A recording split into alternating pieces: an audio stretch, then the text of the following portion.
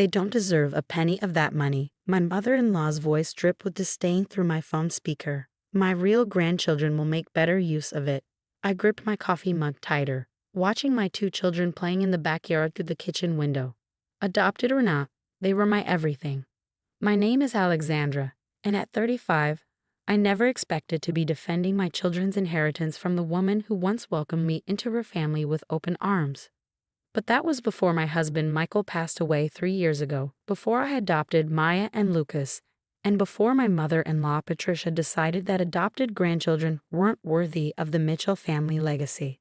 The trust fund transfers are already complete, she continued, satisfaction evident in her tone. Melissa's kids will benefit from that $2.5 million the way real Mitchell descendants should. You can't do anything about it. Melissa, my sister-in-law, had always been Patricia's favorite.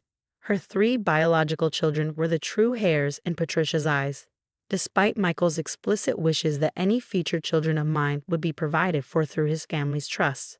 Interesting, I replied calmly, watching Lucas help Maya on the swing set. The same swing set Michael had insisted on building himself, determined to create the perfect backyard for our future family. Thank you for letting me know. My composed response clearly threw Patricia off balance. That's all you have to say, she demanded. No screaming? No threats? I expected more drama from someone like you. Someone like me? I kept my voice level, years of working as a trust and estates attorney serving me well. What exactly do you mean by that, Patricia? You know exactly what I mean, she snapped. An outsider who thought she could just adopt her way into our family's fortune. Michael's death was tragic enough without you bringing in these strangers to claim his legacy. I closed my eyes, remembering the day Michael and I had first discussed adoption. He'd been so excited, already planning college funds and future family vacations. When the time comes, he'd said, our children will want for nothing. A month later he was gone, but his plans for our family's future were legally secured, or so I thought. Maya and Lucas are my children, I stated firmly, and they were provided for in Michael's wishes. You know that. Patricia's laugh was sharp and bitter. Wishes can be changed, dear, especially when the original trustee, meaning me, deems it necessary. I've already signed everything over to Melissa's children. It's done. I glanced at my laptop where an email from James Morrison, the estate's executor, sat waiting. Patricia had no idea that her actions had triggered exactly the scenario Michael had prepared for. You're right about one thing, I said, allowing a small smile to cross my face. It is done. What's that supposed to mean? Patricia's voice held a note of uncertainty for the first time. It means goodbye, Patricia. I'm sure we'll be speaking again soon. I ended the call and opened James's email, my hands steady as I read through his detailed documentation of Patricia's latest power play. 3 years ago, when Michael first got sick, he pulled me aside one evening after the kids were in bed. Mom's showing her true colors, he'd said, his voice weak but determined. Promise me you'll protect our family, all of us. That night, we put in place safeguards that Patricia never knew about, including a secondary trust that would only activate if she ever tried to disenfranchise my children. My phone buzzed with a text from Melissa. Mom told me what she did. The money is where it belongs now. Don't fight this, you'll only embarrass yourself. I didn't respond. Instead, I called the children in for lunch, helping them wash up and settle at the kitchen table. Maya, 7 years old with curious brown eyes, looked up at me as I served her sandwich. Mommy, why was Grandma Patricia yelling on the phone? Sometimes adults get confused about what's right, I explained gently, but you don't need to worry about that. You and Lucas are exactly where you belong. Lucas, at 5, was more interested in his juice box than family drama, but I caught him watching me with those intuitive eyes that reminded me so much of Michael. They might not share his DNA, but they share his heart, something Patricia had never understood. My phone rang again, James Morrison this time. Everything is proceeding as Michael planned, he said without preamble. Patricia's attempts to transfer the trust funds have triggered the secondary protocol. Would you like me to initiate the next phase? I looked at my children, happily eating their lunch, secure in the knowledge that they were loved and protected. Yes, I replied. It's time Patricia learned what family really means. Very well, James said. I'll make the calls. She should be hearing from us within the hour. As I hung up, another text from Melissa arrived. Mom's furious that you're not responding. What are you playing at? I put my phone away and joined my children for lunch. Patricia thought she had won, that she had finally found a way to erase my children from the Mitchell family legacy.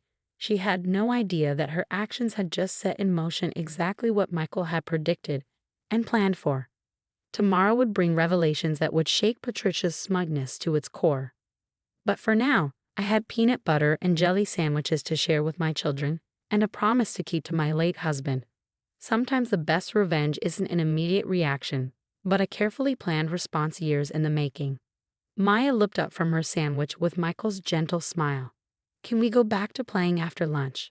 Of course, sweetheart, I said, smoothing her hair. We have all the time in the world. The next morning, I was helping Maya with her breakfast when my phone lit up with notifications. Patricia was calling repeatedly, each missed call followed by increasingly frantic text messages. I turned my attention back to Maya's scrambled eggs, knowing exactly what had triggered her panic. Mrs. Mitchell, James Morrison's voice was crisp when I finally answered his call. Patricia received the documentation this morning. She's not taking it well. I could hear muffled shouting in the background. You can't do this. Patricia's voice pierced through. That trust belongs to my real grandchildren. Actually, Mrs. Henderson, James replied, his professional tone unwavering. What you've done is exactly what your son Michael predicted and prepared for. Your attempt to transfer the trust funds has activated Clause 23B. I smiled, remembering the day Michael had insisted on adding that clause. He'd been weak from chemotherapy, but his mind was sharp as ever. Mom will try something, he'd said. We need to make sure the kids are protected. What do you mean Clause 23B? Patricia demanded. I'm the trustee. I have final say. Not anymore, James stated firmly. By attempting to divert the funds against the explicit terms of the trust, you've triggered an automatic removal clause. As of 9 a.m. this morning, you are no longer the trustee. Furthermore, your actions have activated the secondary trust, which doubles the original amount set aside for Alexandra's children. My phone buzzed with another call, Melissa this time. I let it go to voicemail, already knowing what she would say.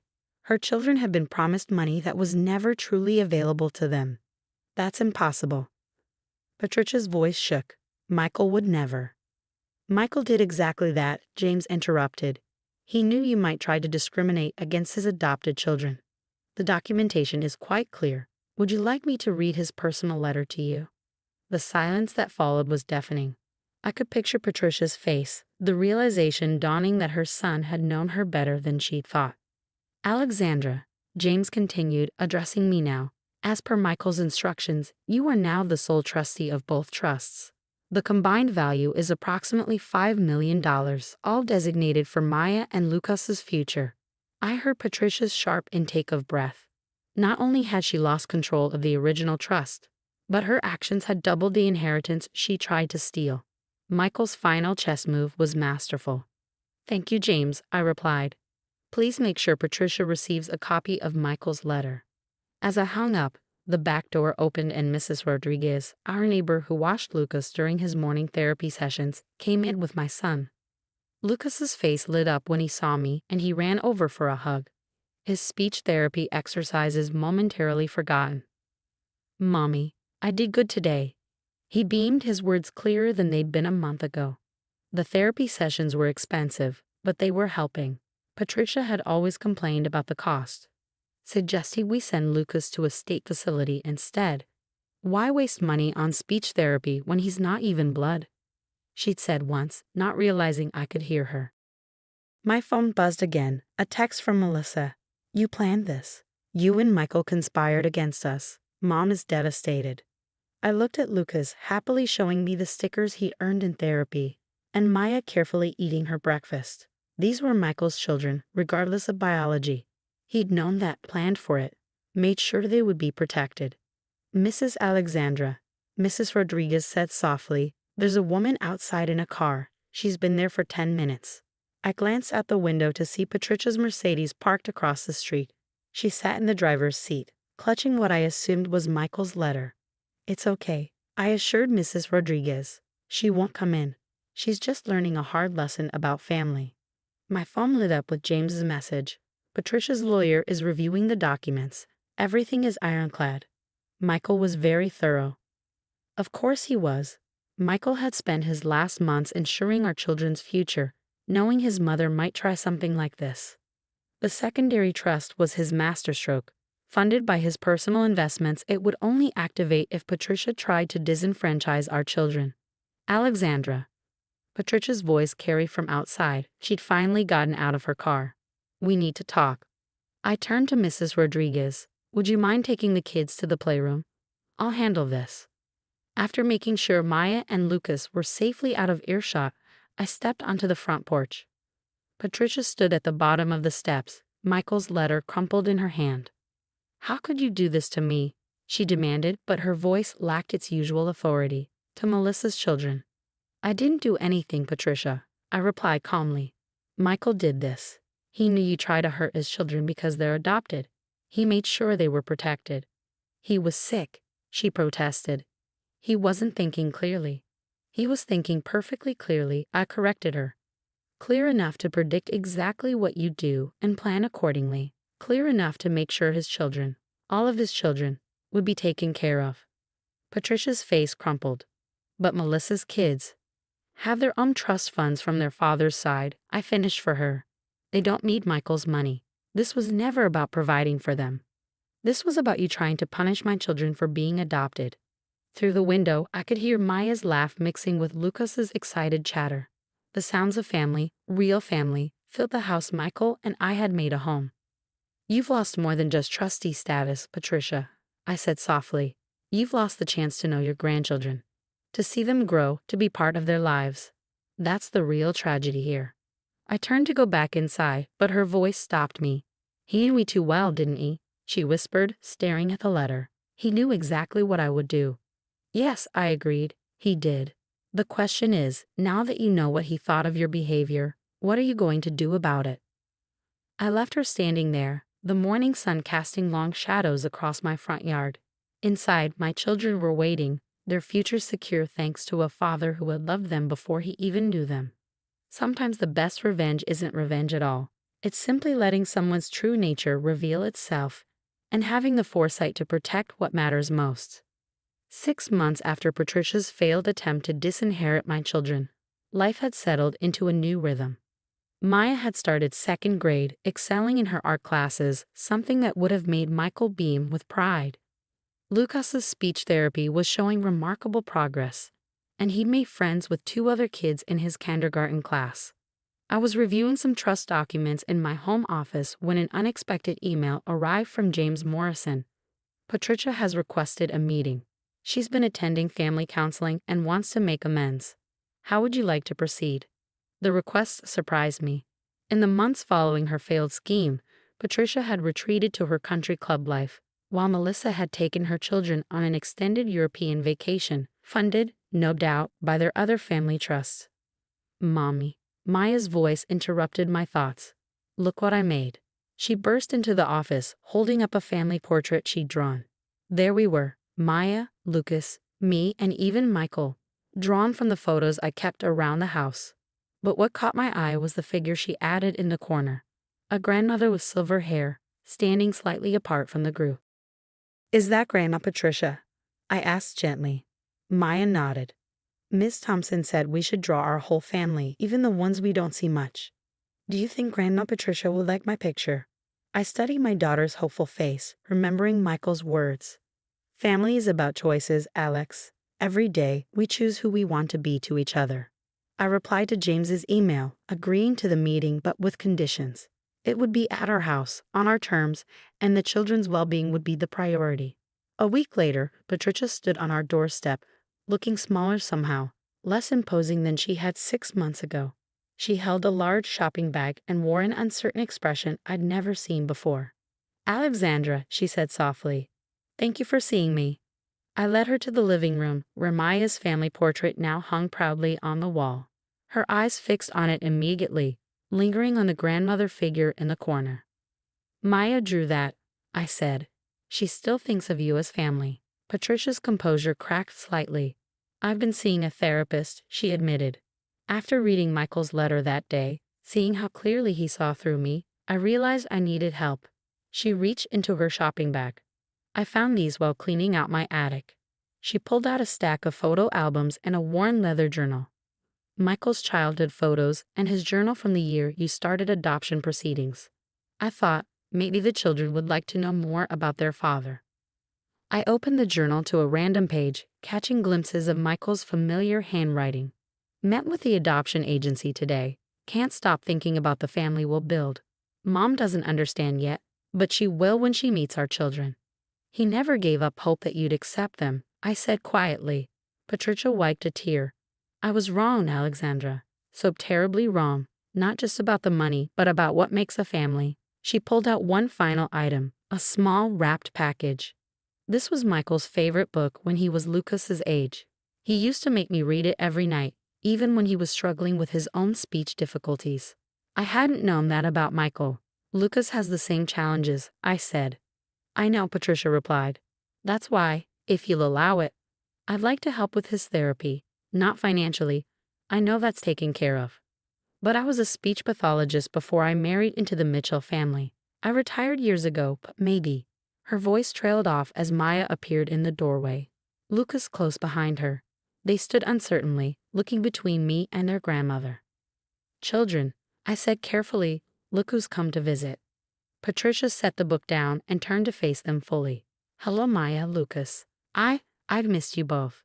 Maya stepped forward first, brave as always. Did you see my picture? I drew you in it. I did see it. Patricia smiled, her voice wavering. It's beautiful. You have your father's talent for art. Lucas hung back, but his eyes fixed on the book on the coffee table. Patricia noticed his interest. That was your daddy's favorite story when he was your age, she said gently. Would you like to hear it? He looked at me for permission and I nodded. Soon, Patricia was sitting on the couch, a child on either side, reading from the worn pages of Michael's childhood book. Her voice was different now, softer, without the sharp edges of superiority that had dominated our last encounter. Watching them, I felt Michael's presence strongly. He'd known this might happen too, that given time and consequences, his mother might find her way back to the truth about family. A secondary trust wasn't just about money. It was about giving everyone time to grow, to learn, to choose who they wanted to be to each other.